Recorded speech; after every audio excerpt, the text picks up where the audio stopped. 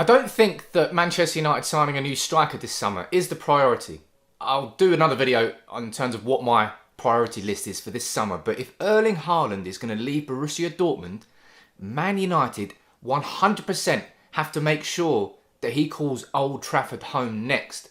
And it's not City and it's not Liverpool. I'm going to explain exactly why that is the case in this video. Make sure you subscribe, ladies and gentlemen, if you're new to the channel.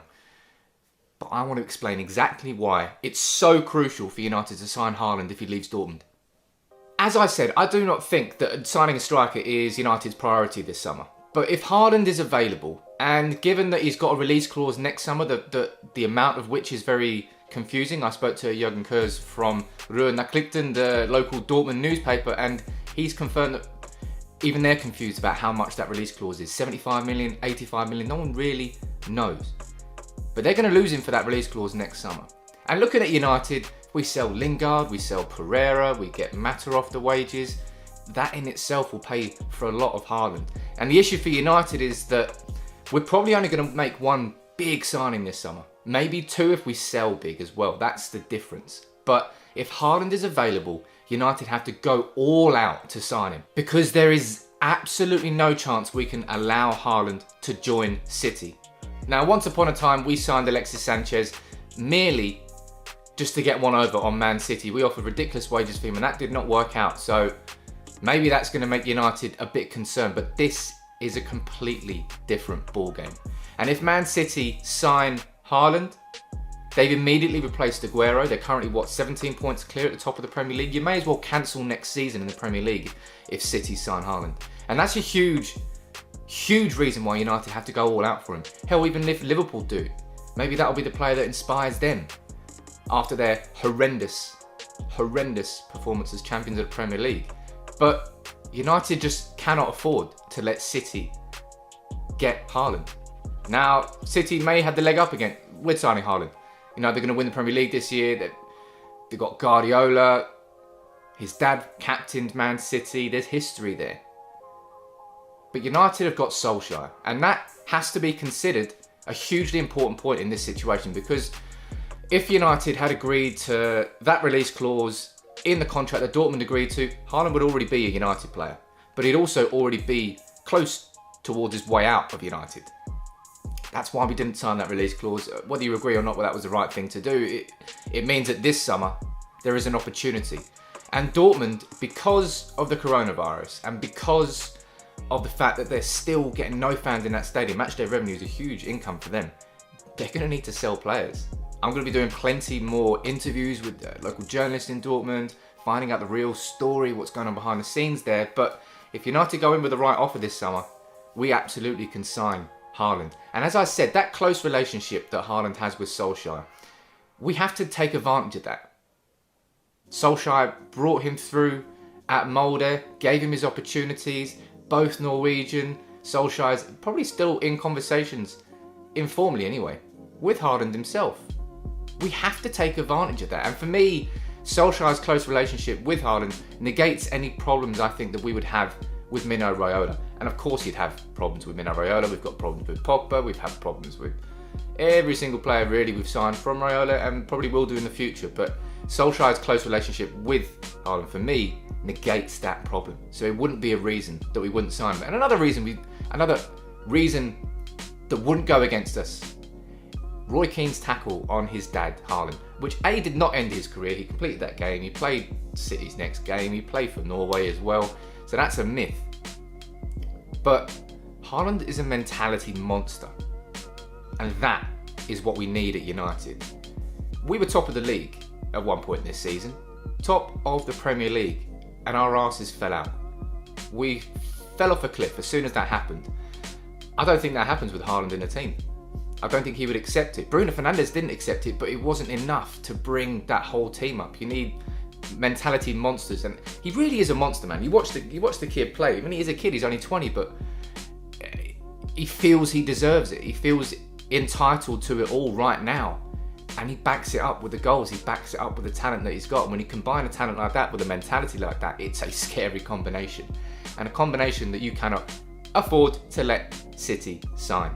And that really boils down to the main reason that we have to sign Haaland. Because if I'm being completely honest, my priority this summer will be a defensive midfielder, and then it will probably be a centre-back. You see how many goals United are scoring? Yes, we've had plenty of draws this season, but for me, that starts further back. That starts with the defensive midfielder that allows the attacking midfielders of Pogba and Bruno to create in better positions rather than being stuck deep. But that's my own opinion. I'll do a video on that later. But if someone like Haaland is available, you don't let him join your City rival, the team that's won the Premier League. You simply don't. Not if you're serious about competing for the Premier League. And it's something that we've heard from United. It's something we've seen in certain signings that we've done, and Solskjaer being backed in certain ways. But this is where United have to lay a marker, because Solskjaer, look, we're second in the league, we're in the Europa League still, we're in the FA Cup still, we've effectively secured top four with that win over West Ham. He's done well to get us to this position, but we cannot take advantage of any of Liverpool's failures, of anyone else's failures, and we cannot get closer to City without signing players like Haaland. Players that really have the ability, like Bruno Fernandes, to take the team up to a level which it currently is not. And unfortunately, we've seen this season that we cannot rely on Anthony Martial as our true number 9 if we are to compete in the Premier League and the Champions League. It's as simple as that. Marcus Rashford is not a striker. He is a left winger. Edinson Cavani looks like he's going to be going back to Argentina. Mason Greenwood, I'd argue, is better through the middle, but is getting used on the right wing because we don't have a right winger. Now, a lot of you would argue that Jadon Sancho is still the priority this summer. It's a big debate. But certainly, if a player like Haaland is available, and he is available because Dortmund have lost money because of the coronavirus, and they are a business first, like any major football club. Even those that posture to be a football club first are ultimately a business first. And United are more of a business than a football club, and we all have the frustrations and fuck the Glazers. But if a player like Haaland is available and City are poised to sign him, United have to step in, step up, and make sure that does not happen. Because if we sign Haaland, that gap to City closes immediately. If they sign him, that gap between United and City reaches new levels. The gap becomes substantial to the point where signing a top-class defensive midfielder this summer and signing maybe even a top-class centre-back doesn't close that gap because they got much further ahead. So it's not only about strengthening yourselves, it's about understanding what your rivals are doing. Context is everything in every situation in the world. And in this context, United simply cannot afford to let City sign it. And it's not just a case of letting City sign Haaland.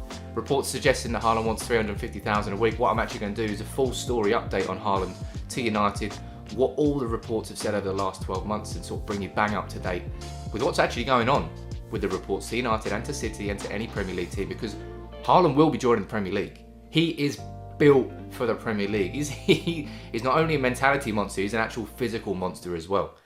And he's a goal-scoring monster. He's all the right sorts of monsters. And he's joining the Premier League. So if United sit by and allow him to join City, or to join Liverpool, or to join Chelsea, who will probably throw money at him as well, we can't be considered serious contenders. We can't be considered serious at all as a club. We can't say that we want to compete for the Premier League and then let a player like that join your rivals when you could do with that player so much. And as I mean, it's the confusion about the priorities. That's the question mark around Haaland, around where United will spend their money this summer. Because for me, as I said, defensive midfielder is the biggest priority in terms of the overall shape of the team and how it can improve everyone else by signing a top defensive midfielder. But at the same time, we do need a new striker. Cavani's leaving. We haven't had someone who we can rely on this season. We've had 8-9 draws. In a dream world, you sign them all in the same summer. But this is not how United work.